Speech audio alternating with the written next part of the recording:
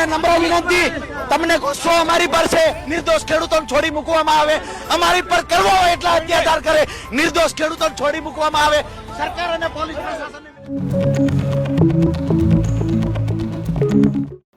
નમસ્કાર, હું વૈદેહી. વિશેષ ન્યૂઝની વિશેષ રજૂઆત વિશેષ વિશ્લેષણમાં આપનું સ્વાગત છે. તો આજે અમદાવાદમાં આમ આદમી પાર્ટીના કાર્યાલયમાં અમરનાથ ઉપવાસ આંદોલન હતું, જેમાં ભાગ લેવા માટે આવેલા રાજુ કરપડા અને પ્રવીણ રામની ધરપકડ કરવામાં આવી છે. તો એ મુદ્દે આજે વિશ્લેષણ કરવું છે. તો આ ઘટનાક્રમને તમે કઈ રીતે જુઓ છો? આખો ઘટનાક્રમ છે પોલિટિકલ ડ્રામા છે. એટલે કોઈ પણ પાર્ટી હોય, ભાજપ, કોંગ્રેસ કે આમ આદમી પાર્ટી હોય, એ લોકો જ્યારે કોઈ આંદોલન કરે છે, આંદોલનમાં કાયદો હાથમાં લે અથવા તો પોલીસ સાથેનું ઘર્ષણ થાય, કાર્યકરોની હાજરીમાં થાય અને પછી જ્યારે એફઆઈઆર દાખલ કરવામાં આવે પોલીસ દ્વારા, તો હું નથી માનતો કે રાજુ કરપડા અને પ્રવીણ રામને એ ખબર ન હોય કે અમારી સામે ફરિયાદ થશે. અને આ માત્ર રાજુ કરપડા અને પ્રવીણ રામની વાત નથી.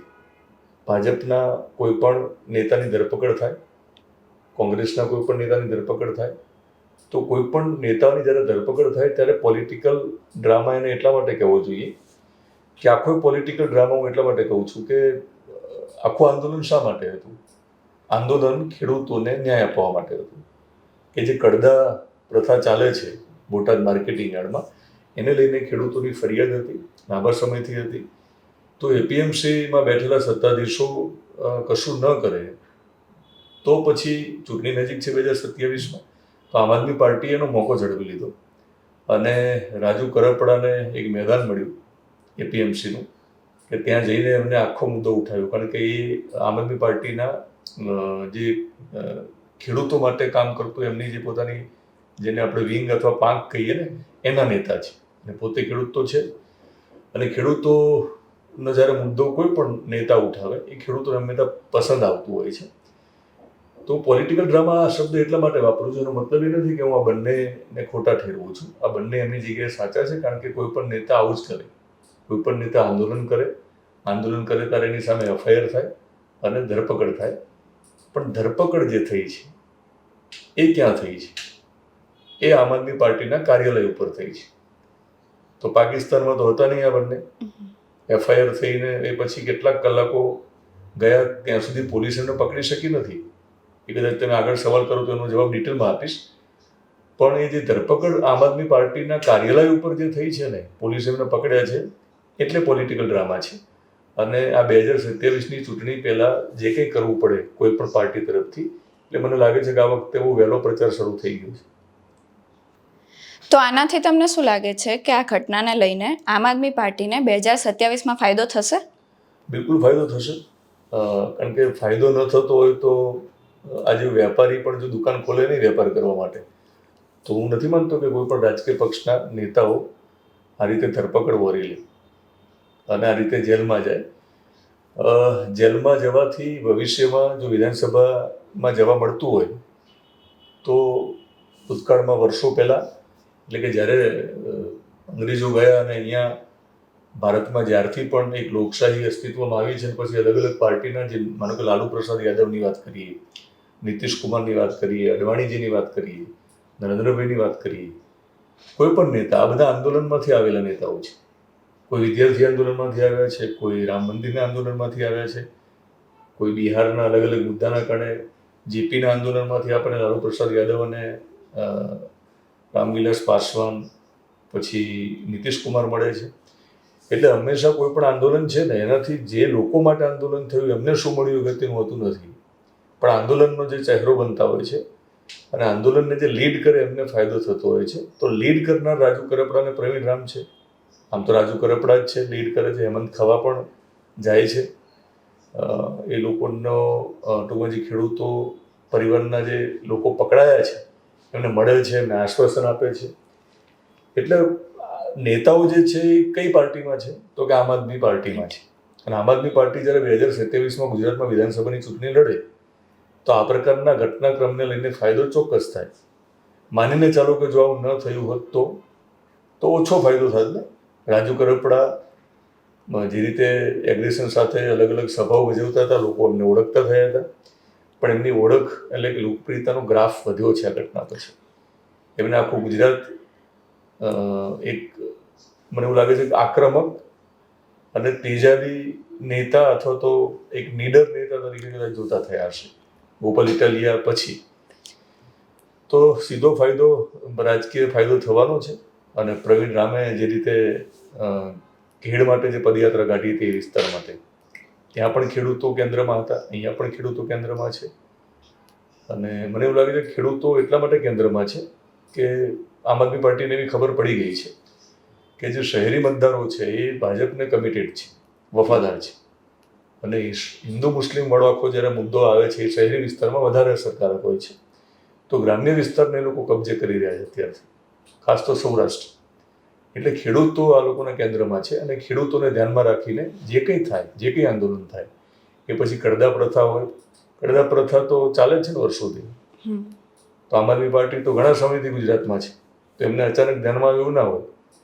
પણ ધ્યાનમાં આવ્યું ને કર્યું તો સારી પણ વાત છે કે ભાજપના શાસનમાં આવું ચાલતું હોય તો કમસે કમ કોંગ્રેસ ચૂપ રહે, તો આમ આદમી પાર્ટી બોલે તો સારી વાત છે કે વિપક્ષ મજબૂત છે એવું આપણને લાગે.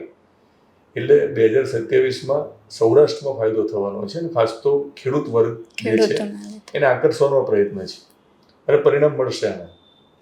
તમે જેલની વાત કરી છે, તો આ બંને જ્યારે જેલમાં જાય છે તો અત્યારે જે ચારેય બાજુથી જોરશોરથી આમ આદમી પાર્ટીનો પ્રચાર થાય છે 2027ની ચૂંટણીના લઈને, તેમાં બ્રેક લાગશે ખરો? બ્રેક લાગી શકે, પણ ફાયદો પણ થશે.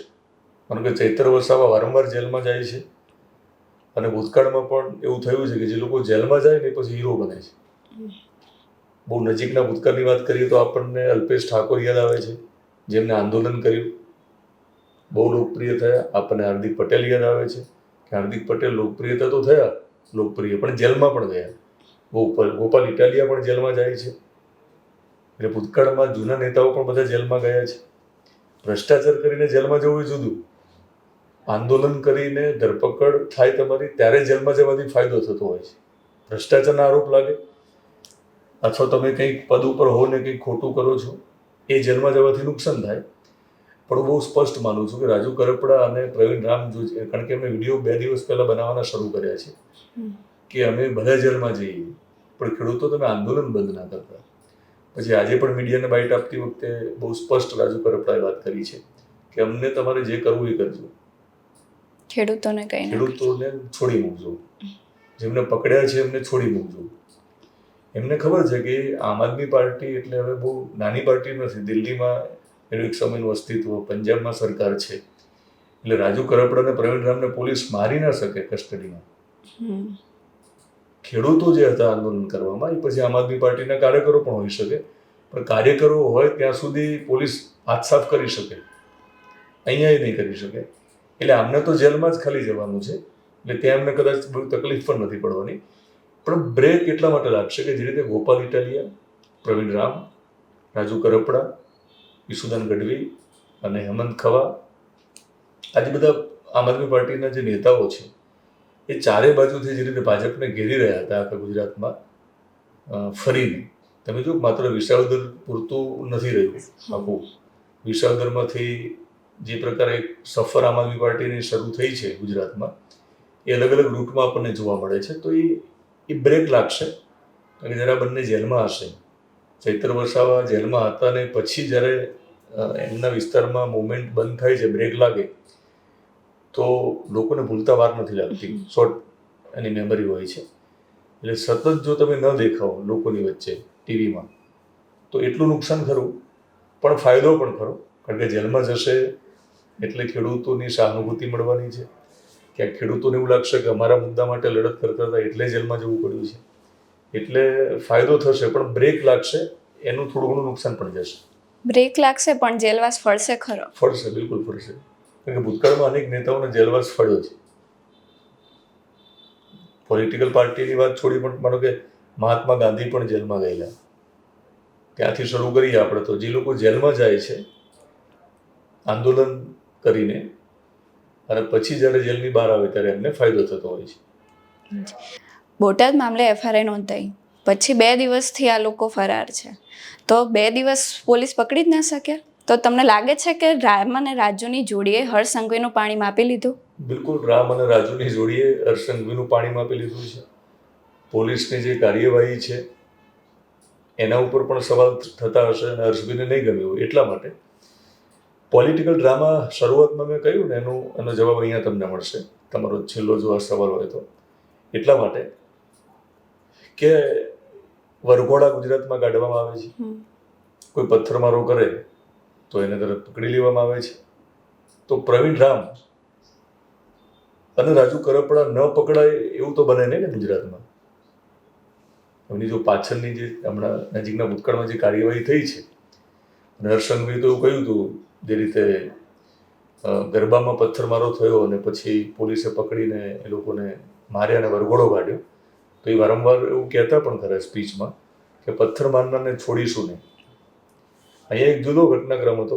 અહીંયા ખેડૂતો હતા એટલે ખેડૂતોનો પથ્થરમારો એટલે એ તો એક્શન સામે રિએક્શન વાળી વાત હતી કે શરૂઆત પોલીસે કરી કે ખેડૂતે, એને લઈને જો ચર્ચા ચાલી રહી છે. પણ જેને કરી એને પણ છેલ્લે પથ્થર લેવા પડ્યા ખેડૂત હાથમાં, એ પરિસ્થિતિ તો પોલીસે જ પેદા કરી છે તો જ થાય ને. બાકી આ બધી તૈયારી સાથે જ્યારે આવ્યા હતા એ લોકો તો ખબર હતી ને કે ભાઈ કંઈક આવું થવાનું હશે, એ અંદાજ હશે અથવા થવા દેવાનું હશે એમને, એવું પણ બને. પણ જે પકડી નથી શક્યાની હકીકત છે. કારણ કે આ લોકોની ઈચ્છા એવી હતી કે રાજુ કરપડા અને પ્રવીણ રામને કોઈ પણ પાર્ટી હોય સત્તામાં બેઠેલી અને કોઈ પણ ગૃહમંત્રી હોય અને કોઈ પણ પોલીસ અધિકારી હોય, એમને એવું હોય કે આ જે નેતાઓ છે ને એ વધારે મોટા ત્યારે થાય જ્યારે તમે એને બહુ જાહેરમાં કોકની મીડિયાની સામે પકડો. તમે એમને ઘરમાંથી દબોચી લો તો ના સમાચાર બને, પછી એમને તમે જામીન માટે રજૂ કરો ત્યારે જ ખાલી તમને જોવા મળે. તો અહીંયા પ્રયત્ન તો કર્યો જ હશે કે રાજુ કરપડા ક્યાં છે, પ્રવીણ રામ ક્યાં છે, ભૂગર્ભમાં ચાલ્યા ગયા. તો પોલીસની પકડ ત્યાં સુધી મને લાગે છે પોલીસના હાથ આમાં ટૂંકા પડ્યા. હા, કેમ કે તેઓ બંને છે કાર્યાલય સુધી હેમખેમ આવી જ ગયા. કાર્યાલય સુધી આવ્યા ને એમાં પણ નિષ્ફળતા છે. કારણ કે આ આખા અમદાવાદમાં એમને એવો પ્રયત્ન તો પોલીસે કર્યો હશે કે ક્યાંકથી આપણે આ લોકોએ ફોન નંબર બદલી નાખ્યા હતા, અલગ અલગ સિમ કાર્ડના ઉપયોગ કર્યા હશે નજીકના લોકો દ્વારા. એટલે એ રીતે તમે પકડી નથી શક્યા એમને. પણ અમદાવાદમાં છે કે આમ આદમી પાર્ટીના કાર્યાલય આ લોકો પહોંચી ગયા, ત્યાં પકડાયા છે. એનો મતલબ એ છે કે લોકો ત્યાં પહોંચવામાં સફળ રહ્યા. આમને ખબર તો હતી જ કે આપણે સરેન્ડર કરવાનું છે, આપણે જેલમાં પણ જવાનું છે. જેલમાં જવું એટલા માટે બંનેનું જરૂરી છે કે જે બાકીના લોકો ઉપર કેસ થયા છે ને, જે આંદોલનમાં સાથે હતા, એ ખેડૂત પરિવારના સભ્યો ઉપર જે કેસ થયા છે, તો સ્વાભાવિક છે કે પરિવારમાં અત્યારે નારાજગી હોવાની. જેમનો દીકરો, જેમનો ટૂંકમાં ઘરમાંથી કોઈ પુરુષ જેલમાં ગયો હોય એની પરિવાર અત્યારે આમનાથી પણ નારાજ હોઈ શકે, આમ આદમી પાર્ટીથી પણ, જે ધ્યાન ના રાખો તો આ લોકો જો વધારે ફરાર રહે અને મોડા જેલમાં જાય તો એક બીજો મેસેજ જાય કે જોયું ને આ લોકો તો ભાગી ગયા, તમારા તાંટિયા ભાગી ગયા અને આ ફરાર થઈ ગયા, એમ આ ભાગી ગયા, તો જેલ તમારે જ ભોગવવાની. એટલે એમને જવું તો જરૂરી હતું ગમે ત્યારે. પણ એમને આમ આદમી પાર્ટીના કાર્યાલયમાં એટલા માટે અમદાવાદમાં મેઇન સ્ટ્રીમ મીડિયાની બધી જ ચેનલોના કેમેરા ત્યાં ગોઠવાયેલા હોય, એ કેમેરાની સામે એમને આ સરેન્ડર કર્યું છે. મારી દ્રષ્ટિએ પોલીસે પકડ્યા નથી એમને. એટલે હું ચોક્કસ કહીશ કે હર્ષ સંઘવીનું પાણી માપી લીધું છે આ બંને. રામ અને રાજુની જોડી આ રીતે સફળ રહી છે. જી, આવા જ કોઈ બીજા મુદ્દા સાથે ફરી મળીશું અને ત્યારે વિશ્લેષણ કરીશું. જો તમે અમને યુટ્યુબ પર જોઈ રહ્યા હોય તો અમને સબસ્ક્રાઈબ કરો અને ઇન્સ્ટા કે ફેસબુક પેજ પર જોઈ રહ્યા હોય તો ફોલો કરજો.